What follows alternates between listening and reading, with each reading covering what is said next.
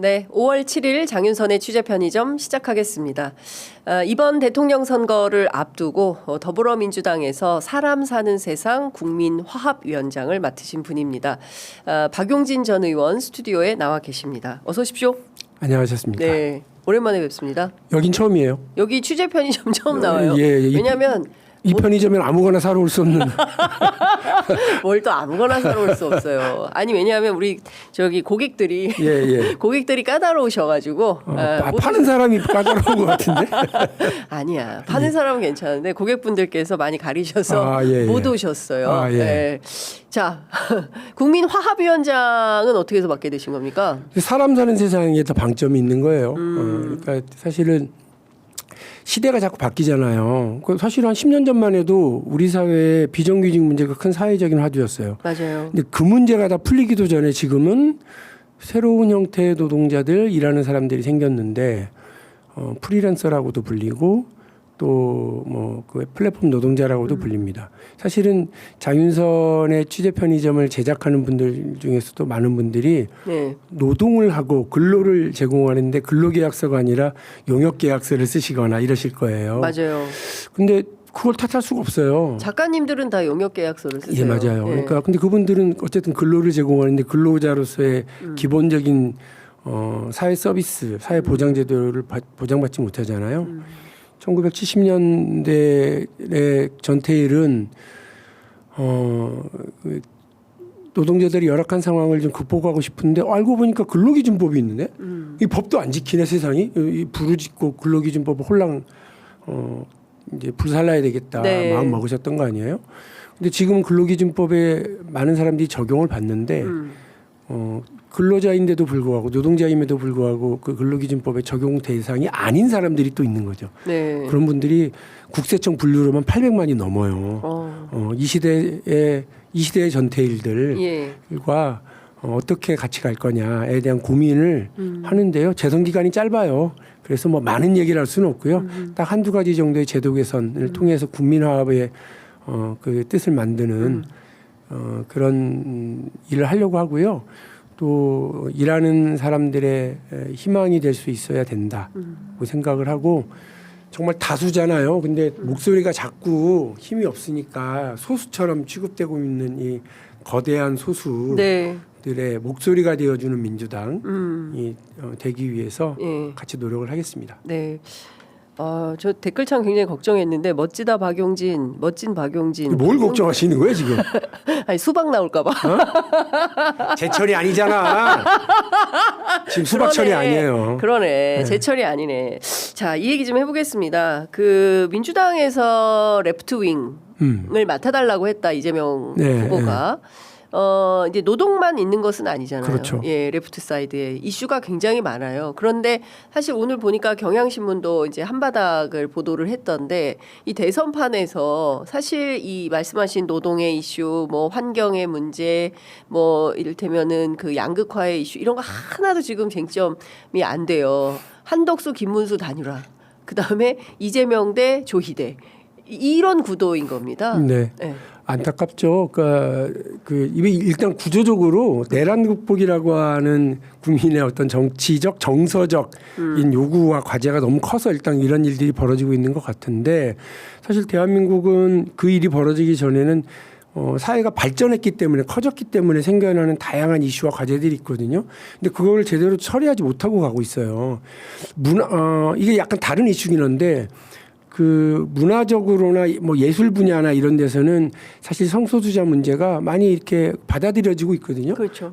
우리 청소년들이 뭐 즐겨보고 있는 뭐 그 애니메이션이라든지 이런 데서는 그런 거 충분히 받아들이고 있는데 뜻밖으로 뭐 정치적으로는 상당히 예민하기만 해요.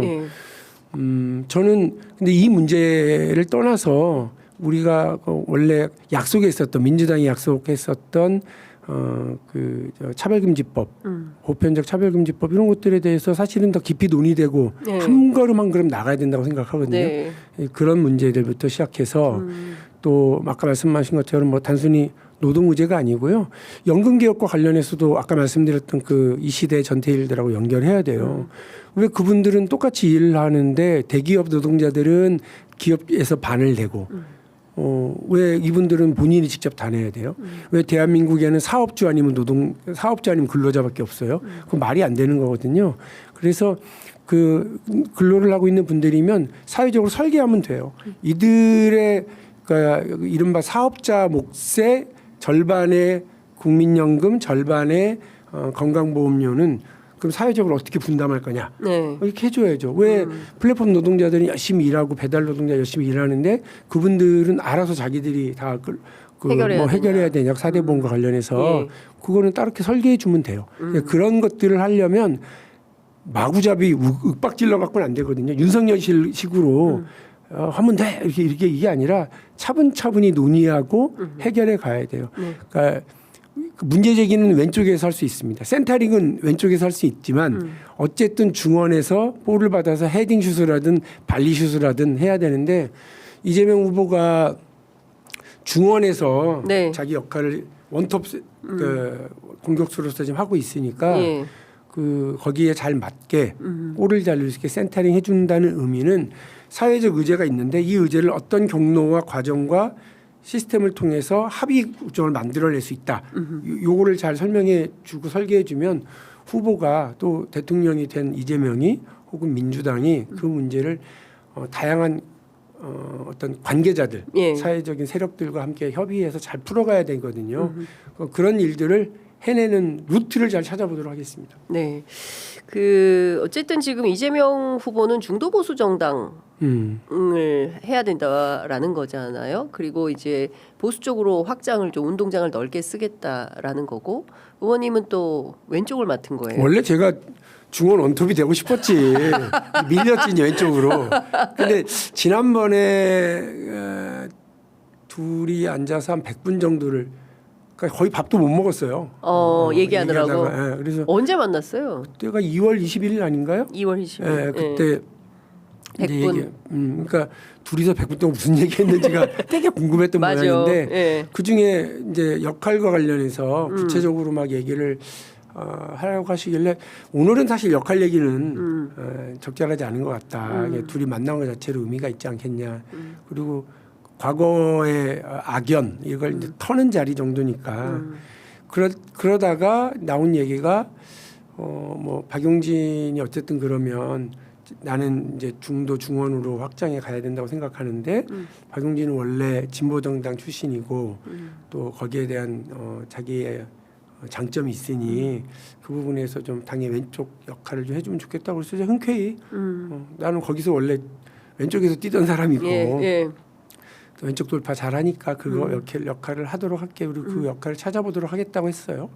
그런 의미에서 저는 이재명 후보가 지금 그쪽 사람들도 데려오고 네. 보수 진영의 사람들도 데려오고 또 그런 의제들도 더 잡아나가고 뭐 기업 지원과 성장 이거는 사실은 뭐 민주당뿐만 아니라 모든 정치 세력들이 다 하는 얘기거든요. 예. 그러니까 그걸 가지고 뭐 보수화됐다, 뭐 당의 정체성이 이게 뭐냐 이렇게 혼란할 필요는 없다고 저는 보거든요. 네. 예, 그래서 대신 저뿐만 아니라 민주당 안에 이른바 왼쪽의 이야기, 예. 사회적 약자들과의 동행의 이야기 이런 것들을 늘 하던 분들이 계시고 예. 경제적인 정의 그리고 제가 늘 해왔던 경제 민주화, 재벌 개혁 이런 부분에 대해서 관심 갖는 분들이 많이 계시니까 네. 그분들의 역할은 계속 해나갈 거고 저도 뭐 배지는 없지만 여전히 뭐 입은 달려 있고 거기에 대한 제 의지와 정책적인 마인드는 있으니까 그렇게 이번 대선에서 거기에 힘을 쏟아보려고 그러는 네. 말씀입니다. 호남 어제 광주 다녀오셨다고 네. 들었어요. 네.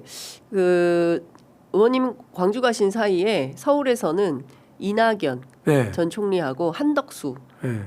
지금 무소속 후보죠. 두 사람 만났습니다.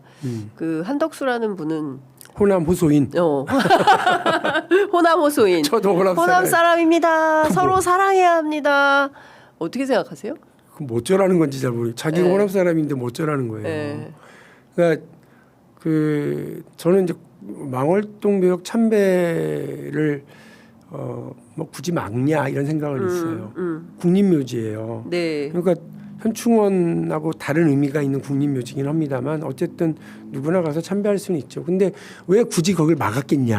한덕수라고 하는 사람이 그동안 보여온 행태나 최근에 벌어진 이 내란과 관련된 네. 에 대한 한덕수의 역할 그리고 뭐 최근에 그 태도와 입장 이런 부분에 대한 문제 제기를 광주 시민들과 사회단체가 했던 것 아니겠어요? 네. 근데 거기서 저도 호남 사람입니다라는 얘기는 광주항쟁의 의미를 그냥 호남에만 가둬두려고 하는 이상한 의식이 있는 거예요. 근데 민주화 운동을 했던 분들이나 또 우리 국민들 대부분은 광주항쟁이 광주만의 아픔이 아니다. 그렇죠. 그 전국적인 아픔이었고 그런 바 80년 5.17 내란 세력들 신군부 세력들이 저질렀던 그 쿠데타를 다른 데서는 겁에 질리거나 정보가 부족해서 가만히 있었는데 광주 시민들이 들고 일어나서 대한민국의 민주주의가 살아있다는 걸 보여줬던 거거든요. 네. 마치 이번 12.3 내란 때 계엄 때 시민들이 그 야밤에 뛰쳐나왔던 건 그냥 이렇게 당하고 있으면 안 된다라고 했던 광주의 가르침을 그대로 기억하고 있기 때문에 그랬던 거거든요. 네. 근데 그걸 다시 광주로 가도 나도 호남 사람이 그 얘기는 저는 이분이 광주 항쟁을 사태로 표현한 그 이상의 되게 인식의 혼란과 몰지각함을 보여주는 일이라고 저는 봐요. 이낙연 전 총리는 왜 그런다고 보세요? 민주당 정부에서 총리식이나 한 사람이 왜 거기 가서 그러고 있다고 생각하십니까? 그게 너무 안타깝죠. 그러니까 총리만 했나? 민주당에서 당 대표했죠. 민주당 당 대표라는 사람이에요. 민주당의 이름으로 도지사 했죠. 그렇죠. 그리고 국회의원 하셨죠. 그러니까 당원과 지지자의 사랑을 흠뻑 받았던 분이 그런 정치적 선택을 하는 거에 대해서 진짜 안타깝고 그걸 넘어서서 이제 슬슬 화가 나기 시작하는 거예요. 저는 이분과도 같이 해야 되는 것 아니냐, 더 확장적으로 가야 되는 것 아니냐 했었는데 점점 더 멀리 가고 계시는, 더 멀리. 그래서 그 한덕수하고 함께한다는 얘기는 국힘과도 함께하겠다고 하는 어떤 내란 세력과 함께하겠다는 그런 거잖아요. 그러니까 저는 뭐 선을 넘어서 한참 넘어버린 것 같아서 안타깝고 화도 나고 그래요. 그러니까 이낙연 말씀하신 대로 총리만 했나? 뭐 사실 민주당에서 이런 표현 그렇지만 하실 거 다 하신 분이 이제 더 이상 여기서 할 거 없으니까 저쪽으로 넘어가서 더 해보겠다. 이런 판단인가? 라는 생각이 들어요. 그러니까 뭐 이재명 대표와 그 민주당 현 지도부 체제에 대해서 여러 할 말이 많겠죠. 그리고 악감정도 있겠죠. 그러나 정치인이 대의와 명분을 가지고 해야지 개인의 감정을 가지고 하면 어떡해요. 그러니까 저 뭐 이런 말 하기가 웃기긴 합니다만 그러니까 저도 뭐 감정 없겠어요. 오만 생각 다 가지고 있겠죠. 그러나 자기 생각 꾹꾹 누르고 꾹꾹 참고 대의와 명분을 가지고 움직여야 국민들을 위해서 뭐 하겠다고 하는 정치했을 때 그 초심을 유지할 수 있는 것 아니겠어요.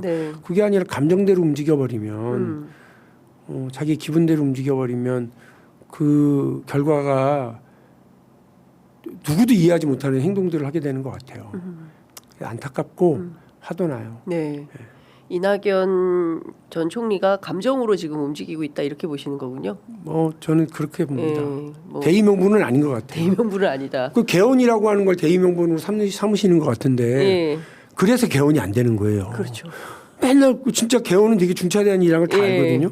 그런데 뭐 첫 번째로는 개헌을 못했던 건 권력을 잡은 정치인과 그 세력이 거기에 대해서 적극적이지 않아서도 있지만 이 개헌을 얘기하는 사람들이 그 이합 집산을 거듭하는 사람들이 그 개헌을 화두로 하거든요. 근데 그러니까 개헌이 오히려 안 되는 것도 있어요. 근데 이번에도 마찬가지로 개헌이 저런 식으로 쓰이는구나 하는 안타까움이 있고. 그러니까요. 내 개헌에서 내각제로 바꾸려고 그러는 거 아니야? 이런 의심도 국민들은 하시는 것 같습니다. 그러니까 안 되죠. 국민들이 다 읽어요. 그럼요. 판을 다 읽는데 그걸 모르고 저렇게까지 하는 걸 보니까 참 답답하다라는 생각이 좀 들고 국민의힘 지금 돌아가는 판은 어떻게 보세요? 난장판이지 무슨 뭘 봐요.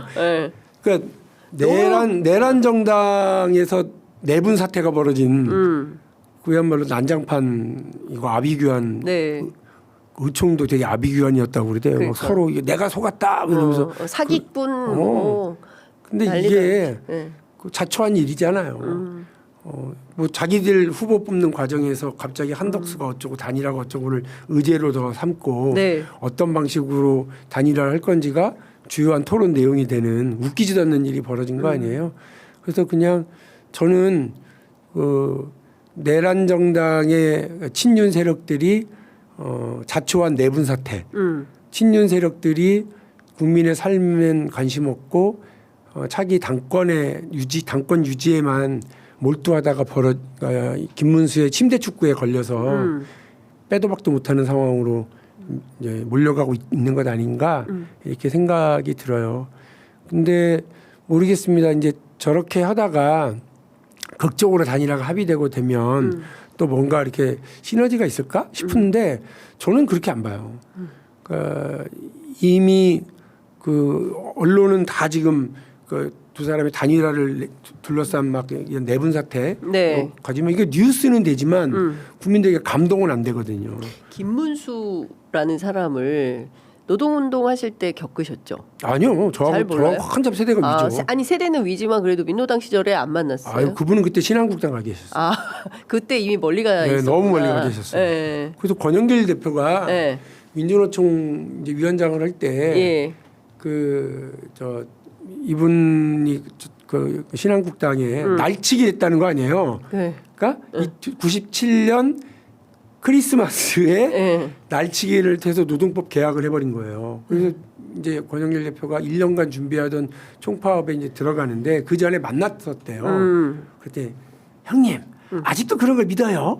그렇게 얘기하더래. 그래서 아 진짜. 네. 총파업 그런 거 안 됩니다. 이렇게 얘기하더라는 거예요. 그래서 되게 충격받고 약간 놀랬다 이게 저한테 하신 적이 있어요. 권영길 대표가. 예. 그러더니 그 날치기에 참여해가지고 노동법 날치기를 통과시키는데 노동운동가 한 표를 던졌더라고요. 그러니까 뭐 그때 이미 끝난 거죠. 뭐. 진보 쪽하고 인연은 끝난 2년은 거죠. 끝난 사람이다. 네. 그러다가 이제 정광훈하고 하대? 그러니까 창당을 했어요. 아스팔트 보수랑 손잡고 아유, 정광훈 그러니까. 당을 이제 네. 그런 사람인데 어쨌든 단일화는 될까요? 한덕수, 김문수 단일화 될 거라고 보세요? 정치적 촉으로 볼 때? 그러니까 결과적으로야 단일화라고 얘기할 수 있으려나 이제 한덕수가 이렇게 그냥 거의 자포자기 할 것 같은데요. 한덕수가 예. 네. 반기문 시즌 2로 될 거다. 그래서 네. 거의 좀 있으면 이제 뭐 맨정신으로는 버티기 어려운 상황으로 이분이 몰릴 것 같아요. 그러니까 이분은 너무 좋은 생각만 한 거지. 국힘의 지도부가 자기를 모셔가려고 하고 있고 그래서 바로 단일화가 되고 그럼 내가 여론 지지에서는 이기니까 기호 2번 달고 네. 저당의 국고 지원금을 가지고서 선거를 한번 해볼 수 있겠구나 했는데 이도저도 다 안 돼. 그러면 이분은 포기할 것 같은데요. 그렇군요. 지금 사실 제가 앞서도 말씀드렸지만 이재명 후보 앞에 놓인 큰 산은 국민의힘의 후보가 아니라 조희대 대법원장이 돼버렸어요. 지금 사실 이것도 상당히 기가 막힌 상황인 거고 민주당은 이번 주에 조희대 대법원장에 대한 탄핵안을 발의를 한다는 거예요. 어떻게 보세요, 이건? 근데 일단 지금은 뭐 서로 이렇게 경고 정도를 하는 상황이잖아요. 경고 사격 중이다. 예. 네. 그래서 아직은 좀 시간이 있다 이런 예. 생각은 있고요. 예. 적어도 민주당이 모든 경우의 수를 다 점검하고 있는 것 같고 또 그 사법부의 이상한 행동에 대해서는 비상한 대응을 할 준비를 하고 있으니 적어도 뭐 넋놓고 있다가 뒤통수 맞는 일은 없을 거다, 없어야 한다. 네. 이거는 분명히 말씀드립니다. 그래 이제 우리가 이렇게 뭐 홈런 치려고 벤치 이렇게 타석에 들어섰는데 머리를 향해서 폭투를 던지는 헤드샷이 된 거예요. 조희대 원장이. 네, 이제 너무 갑작스럽게 이 일이 벌어지고 갑자기 15일로 또 예. 재판 일정을 딱 잡아버리니까 예. 사실상 고의 폭투 헤드샷 이렇게 됐으니까 예. 이런 경우에 야구에서는 어떻게 합니까? 벤치 클리어링 해요. 예. 다 뛰어나가야 되는 상황인데. 민주당이 다 뛰어나가야 된다. 네, 근데 이게 약간 자제하고 있는 것 같아요. 그래서 일단 선거 기간에는 재판 일정 잡지 마십시오. 네. 이거는 사실은 변호가 피고인의 예. 권리이기도 하거든요. 그렇죠. 이거 그리고- 헌법에 보장돼 그리고 있더라고요. 후보로서는 후보의 권리예요. 선거를 네. 치를 수 있는 헌법적인 권리이기도 예. 하고 재판을 받는 피고인은 피고인의 권리를 지키기 위해서 재판 일정을 다시 요청할 수도 있고 해서 조정도 해요. 웬만한 데에서는. 근데 이거를 상임위 출석 때문에 못 나간다. 이것도 미뤄준다면서요, 재판을. 국회의원들 많이 그렇게 했어요. 그러니까요. 그런데 이거는 15일 날 무조건 12일 날 공식 선거 운동이 시작된다는 것은 전 국민이 다 아는 건데 그럼에도 불구하고 15일 날로 재판 일정을 잡은 것은 여기에도 벌써 목적과 의도가 들어갔다 이렇게 봐야 되는 거 아니에요? 아직 벌어지지 않은 일을 가지고서 이렇게 하지는 않겠습니다만 이상하지는 하죠. 네. 그러니까 이재명 후보는 네. 뭐 유죄가 분명하고 대통령에 나오면 안 된다 네. 이렇게 주장하는 사람들도 왜 이렇게 빨리 하지 그런 거 그런 아니에요 사람들도. 지금 다 그렇죠. 그럼요. 그러니까 그렇죠. 이상하게 봐요. 예. 이거를 유리하게 해석하겠지 자기들은 각자. 네. 근데 그 잊지 않았던 전례가 없는 일을 하게 될 경우에 예. 심각한 문제가 생길 수밖에 없어요. 그러니까 그 법원은 분명히 말씀드리는데 삼권 분립에서 핵심들을 보자고요. 법원은 그 사법 권력은 과거에 있는 일을 그러니까 그 결정하는 기관이에요. 행정권은 현재 해야 될 일을 하는 권력이에요. 네. 입법부는 미래에 네. 벌어질 일들을 하는 거예요. 정치 권력은. 근데 지금 이 사법부 과거에 벌어진 일을 결정하는 데가 그거를 빌미로 미래의 일을 결정하려고 그러는 건 정치 권력까지 넘어가겠다는 얘기예요. 예. 사법부가 옳지 않아요. 그렇죠. 그렇게 하면 안 돼요. 예. 헌재가 예. 같은 사법부 권력인 헌재가 뭐라고 그랬습니까? 자제해라 그랬잖아요. 그랬어요. 예. 대통령한테도 당신 자제했어야 돼. 안 그러니까 우리가 탄핵하는 거야. 그러면서 야당과 입법부에도 너무 그거 하면 안 돼. 네. 대화하고 타협해라. 해라. 정치를 해라 이런 얘기. 그랬잖아요. 예. 그리고 국민들의 선택을 받아라. 선거를 예. 통해서. 근데 예. 가장 최종적인 국민의 선택을 지금 우리가 받으려고 하는데 사법부가 난입해서 갑자기 야 이거 중지 못해 이렇게 하게 될 경우에는 네. 이거 다 깨지는 거예요. 예. 그러니까 저는 자제하세요. 그 자제한 표현을 민주당에서는 그 선거 기간 동안은 그 재판을 받지 않겠다가 아니니까 예. 선거 기간 22일 동안은 재판을 연기해 달라, 일정을 조정해 달라라고 예. 얘기한 게 합리적인 요구예요. 예. 벤치 클리어링 해야 되는데 일단 감독이 나가서 예. 심판한테 좀 항의하고 투수가 저 폭투하면 되겠냐고 이렇게 예. 하고 어필하고 있는 중이거든요. 예. 이 과정 지금 지켜봐야 될 것 같습니다. 만약에 이 과정에서 그 15일 재판을 강행한다. 그러면 민주당 어떻게 해야 돼요? 벤치 클리어링 해야 돼요? 다 뛰쳐나가서 탄핵하는 게 맞습니까? 진짜 이상하게 하니까 비상한 행동을 할 수밖에 없지 비상한 않겠나. 행동을 할 수밖에 없다. 네, 네. 생각입니다. 근데 네. 합리적으로 보면 네. 상고장 제출 기한 7일. 저도 이번에 알았는데 온 국민이 다 알았어요. 온 국민이 이런 공부를 해 법률 공부를. 그래서 그러니까. 상고장에 뭐 제출 기한 7일, 상고 이유수 제출 기한 20일 이거 지켜야죠. 예. 이걸 지키게 되면 15일 날 재판을 하든지 말든지 사실은 뭐 6월 3일 이전에 판결이 최종 피심이 나가는 건 말이 안 되는 거죠. 그래서 일부 저도 이제 그 뭐 아는 법률가들한테 물어보면 이거 안 지키고는 못 하는데 이제 이렇게들 다 얘기를 해요. 상식적으로. 상식인데 예. 지금 워낙 비상식적으로 그렇죠. 보이니까. 비상계엄을 하고 내란이 지금 복판에 와 있는 거잖아요. 그러니까 제가 그거를 그 이상 행동이라고 표현을 한 거고 그 이런 속도전으로 가게 되는 비상 행동에 대해서는 이상 행동에 대해서는 비상 대응을 준비하고 있어야 된다 이 말씀드렸고 네. 그 중에 하나가 당에서는 아마 그 이제 탄핵 카드로 있는 것 같아요. 이게 네. 뭐 다른 것이 아니라 너무 이상하게 나오니까 예. 이 시간을 벌기 위한 행동으로 볼 수는 있겠습니다만 어쨌든 최종적인 선택일 거라고 봐요. 이게 그래서 네. 조금은 더 예. 시간을 가지고 지켜봐야죠. 네. 12일 이전에 여기에 대한 답을 달라고 그랬는데 오늘이 7일이잖아요. 아직 조금 며칠 있으니까. 네. 그러니까 이런 것 같습니다. 그러니까 지금 많은 이제 그 시민들이 판단하는 것, 특히 이제 정은경 그 질병관리청장이 선대위에 결합하셨잖아요. 야, 이 내란을 극복하는 과정이 이렇게 어렵구나. 그리고 강금실 전 장관도 그 선대위 합류하셔서 하신 말씀이 이게 이재명을 위한 게 아니라 어쨌든 이게 헌법 질서를 무너뜨리려고 하는 세력과의 싸움인 거다. 그러니까 이번 선거는 반드시 국민의 승리로 만들어야 된다. 어디 그렇게 내란 세력이 계속 권력을 갖겠다라고 하는 것은 용납되어서는 안 된다. 이제 이런 말씀을 하시는 건데 제가 보기엔 박용진 의원님도 그냥 그런 맥락이 아닌가라는 생각이 좀 듭니다. 제가 내란 세력이라고요? 아니. 내란 세력을 막아야 된다. 네. 그러니까 사실은 제가 우리 방송 시작하기 전에 그렇게 표현했는데 이게 지금 외계인이 쳐들어온 수준이잖아요. 외계인. 아니 그거 네. 갑자기 무슨 계엄이야. 그러니까 네. 그날 밤 얼마나 황당했어요 우리가. 네. 근데 근데 어디 계셨어요? 이거 국회 앞에요. 국회 앞에 왔어요? 아유 참 이거 국회대로에. 제가 나도 아마 있었는데 못 봤던데. 되게 빨리 도착한 사람 중에 한 명. 그래서 한 200명 정도 국회 정문에 예. 이거 막 우왕좌왕하고 있을 때 도착해서 예. 그날 생목으로 한 2시간 반, 예. 3시간을 예. 집회 주도하고 있었는데 어. 그 장윤선 기자 보시라고 예. 유튜브에도 올려놓고 그랬는데 못 봤네. 피해서 보시는구나. 그래서 얼마 전에 KBS에서요. 그날 밤 무슨 일이? 국회 앞에 있었던 예. 그 체록을 하고 있더라고요. 체록이라기보다 영상 취재 다큐멘터리 예, 만들더라고요. 예. 거기에 아들과 함께 그날 밤 국회로 뛰쳐나간 사람으로 예, 그랬구나. 인터뷰도 했어요. 큰아들, 작은아들, 큰아들, 예. 큰아들 데리고가 아니라 저는 따로 나갔는데 어. 엄마 몰래 아빠 보호하러 간다고 또 따로 같이 나왔죠. 아들이 깜짝 놀랐네. 야. 그건 그렇고. 근데 어쨌든 그런 일이 벌어졌으니 네. 당에서 뭐 비명 행사 뭐 일이 있었고 여러 가지 고민이 있는 처지긴 했지만 네.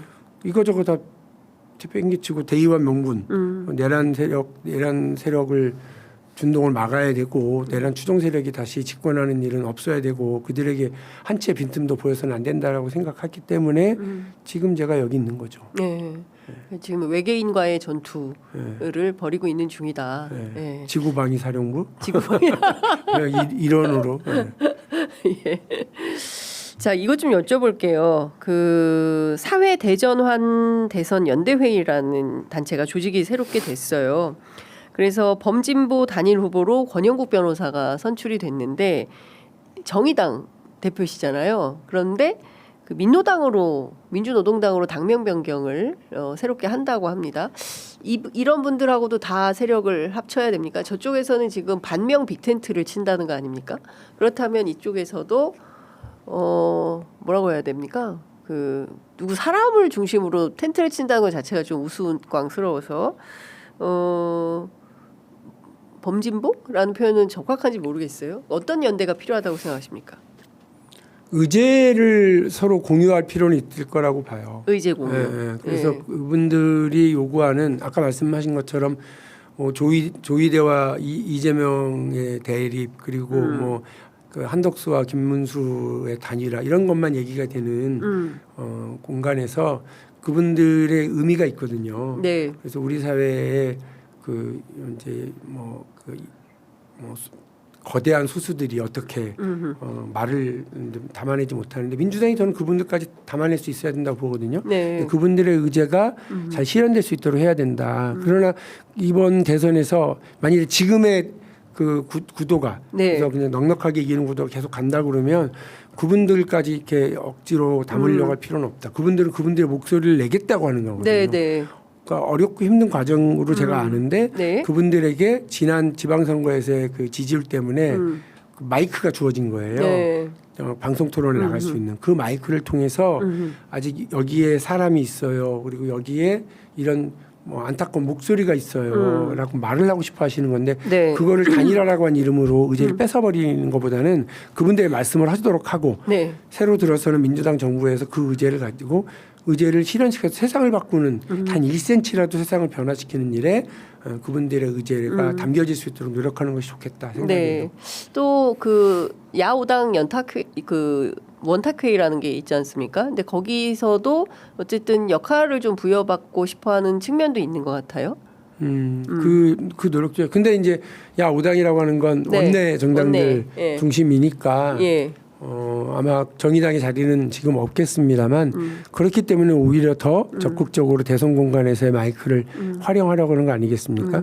그분들도 정치를 하는 분들이기 때문에 네. 정치라고 하는 건 기본적으로 실질적인 변화를 만들어야 되고 그렇게 하기 위해선 토론하고 대화하고 연대하고 타협해야 되는 거거든요. 그 과정이 함께 하시길 바랄 것 같아요. 네. 끝으로 요거 하나 여쭤볼게요. 그 이번 대통령 선거에서 이재명 후보가 당선이 되면 그야말로 이제 국회 그리고 이제 행정부 이제 권력을 다 이제 민주당이 갖게 되는 겁니다. 그리고 그동안 이제 더 이상은 거부권 같은 건 없는 거예요. 요때 특히 이제 문재인 정부 때 촛불 정부가 들어섰지만 개혁 과제가 충실히 이행되지 못한 것에 대한 비판이 상당히 많이 있었고 그것이 어쩌면 정권 교체가 되는데 일정 정도 영향을 미친 거 아니냐라는 분석과 진단이 있습니다. 이재명 대통령 시대가 열리면 왼쪽 입장에서 볼 때 어떤 개혁 과제들을 가장 우선적으로 추진해야 된다고 생각하십니까? 진짜 난리도 아닐 거예요. 난리도 아닐 거다. 여기저기 많은 요구들과 과제들이 있을 텐데 저는 제가 아까 말씀드렸던 그거라고 봅니다. 그러니까 AI 시대 이 시대 전태일들과 함께하는 거. 전 정치인들이 내가 집권하면 좋은 일자리 100만 개 만들겠다, 200만 개 만들겠다. 그거 다 뻥이라고 생각해요. 다 뻥이야. 이거 일자리는 사실은 이제 시장에서 만드는 거예요. 근데 지금 시장은 우리가 알고 있는 고루한 정치인들이 머릿속에 생각하고 있는 평생 직장, 고소득의 직장 이게 아니에요. 그러니까 지금 만들어지는 직장은 아까 말씀드렸던 프리랜서와 플랫폼 노동자들의 직장이 더 많아요. 그 나쁜 직장이라고 얘기하면 안 돼요. 그분들은 자기 일 열심히 하는 거예요. 그 일자리가 좋은 일자리가 될 수 있도록 4대 보험이 만들어지는 거죠. 그래서 내 집 마련, 내 차 마련, 자녀의 교육, 가족의 건강, 노후 자산 이 5가지 우리 국민들의 소박한 꿈이 내가 지금 어떤 일을 하든지 간에 마련될 수 있도록 만들어줘야죠. 근데 지금의 일자리는 평생 하나의 일자리를 이렇게 하는 것이 아니고요. 2개, 3개, 투잡, 쓰리잡을 할 수도 있고 또 2, 3년에 한 번씩 직장을 바꿀 수도 있어요. 그러나 그것이 어떤 일자리를 어디서 하든 간에 몇 년간 하든 간에 그 레코드가 다 남고 기록되는 사회 시스템이 되어 있거든요. 그러면 그걸 바탕으로 국민연금도 노후자산을 마련할 수 있고 내 건강을 위해서 가족의 건강을 위해서 국민 건강보험에도 대기업에 가 있든 아니면 플랫폼 노동자로 일하든 간에 프리랜서 일하든 간에 똑같이 자기 부담은 자기 부담이시고 사회적 부담은 사회가 같이 지는 이런 시스템을 만들어주는 게 중요한데 이거는 아까 말씀드린 것처럼 다양한 사회적 대화가 필요하거든요. 그 일을 재촉하고 만들어내는 거에 국회의원이 아니니까 말을 못하고 주장을 하고 그렇게 계속 해나가려고 해요. 그게 필요하지. 저분들 안 됐다 이런 얘기가 중요한 게 아니에요. 심지어요. 그 우리가 독재 정부라고 얘기하고 있었던 박정희 정부 시대에 열심히 일하세요. 그럼 부자 될 수 있습니다. 재산 형성 저축이라는 걸 제시해서 국민들에게 중산층으로 가는 길을 만들었고요. 청약 저축으로 내 집 마련의 꿈을 저축할 수 있게 했단 말이에요. 김대중 정부 시절에 사회적 대화와 타협을 통해서 의약본업을 만들고 의료보험 확대를 만들었단 말이에요. 건강보험에 더 확대 적용을 했고 국민연금을 시작을 했어요. 그렇죠. 뭘 해야 돼요? 국민들의 삶을 바꾸는 그런 정치를 사회적 대화와 사회적 타협을 통해서 만들어 가야 됩니다. 그거를 해냈으면 좋겠어요. 정권 다 쥐고 권력 다 쥐고 있으니까 돼? 아니요. 국민들을 설득하고 해야 돼요. 국민들이 동의해 주지 않으면 1cm도 밀고 나갈 수 없는 게 대한민국이에요. 입법 권력 다 쥐고 있고 뭐 정치 권력 다 쥐고 있으니까 된다고 그러면 윤석열처럼 되는 거예요. 그래서 저는 이재명 후보가 난 사회적 대화하겠다. 누구와도 대화하겠다라고 얘기하는 거에 대해서 믿음을 가지려고 하고 그 지루하고 힘든 일을 해냈으면 좋겠고 저는 이재명 대통령 후보가 역사상 가장 훌륭한 성군이 될 거다 이렇게 말할 수는 없다고 봐요. 그러나 이 시대에 꼭 필요한 과제들 제가 지금 말씀드렸던 그런 일들을 그 어려운 일들을 하나하나 풀어나가는 이 시대에 쓸모있는 대통령 쓸모있는 대통령이 될 능력은 우리가 확인을 한 바가 있잖아요.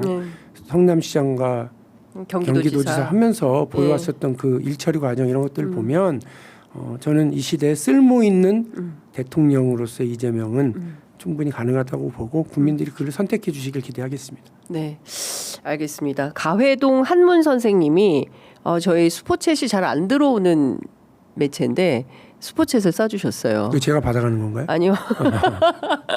2만 원 싸주셨는데 신입생 때 박용진 의원님께 우리 모두 바위처럼 율동을 배웠습니다. 율동을 배웠대 바위처럼. 예, 범국민 상식연대 성공을 기원합니다. 예, 장 기자님 팬입니다. 이런 의견 남겨주셨습니다. 바위처럼 율동 지금 되실지는 모르겠으나 보겠습니다. 바위처럼 견결하게 가시기를 기원하면서 오늘 말씀 여기까지 듣도록 하겠습니다. 잘 들었습니다. 네, 감사합니다. 네, 고맙습니다. 네.